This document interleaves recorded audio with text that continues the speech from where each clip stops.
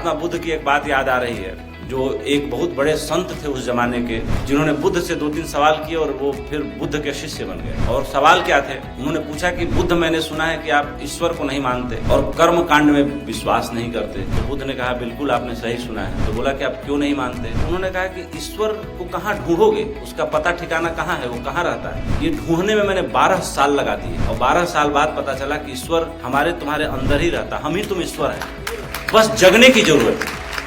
इसीलिए मैंने अपने पूरे ज्ञान को 2 शब्दों में कह दिया, अप दीपो भव, अपना दीपक स्वयं बनो। तो बोले कर्म कांड पर, बोले कर्म कांड पे मैं भरोसा इसलिए नहीं करता कि कर्म कांड करके हम मांगते क्या है, वो मांगते हैं जो हो ही नहीं सकता। तो उन्होंने कहा जैसे, बोले कि अगर इस नदी को पार करना हो तो कैसे पार किया जा सकता है? तो वो महात्मा बोले, जिनके आश्रम में बुद्ध बैठे थे, रात्रि शरण उन्होंने वहां ली थी, बोले कि भाई नाव से पार कर सकते हैं, या जो तैरना जानता हो तैर के पार कर ले, नदी में गहरा पानी न हो तो चल के पार कर ले। तो बुद्ध ने कहा कि अगर कोई इधर हवन कुंड लगा के बोले कि वो नदी का वो किनारा इधर ही आके मिल जाए, तो बोले ये तो मूर्ख होगा, कोई ऐसा चाहता है। तो बोला कि हम चाहते क्या है, परमात्मा से मांगते क्या है कि हमें पुत्र रत्न की प्राप्ति हो जाए, हमें धन की प्राप्ति हो जाए। हम वो मांगते हैं जो हमारे पास होता नहीं, और परमात्मा की ड्यूटी नहीं है देना। इसलिए मैं कर्म कांड के जरिए किसी भी चीज को बढ़ावा नहीं देना चाहता, इसलिए मैं इसका विरोधी हूँ।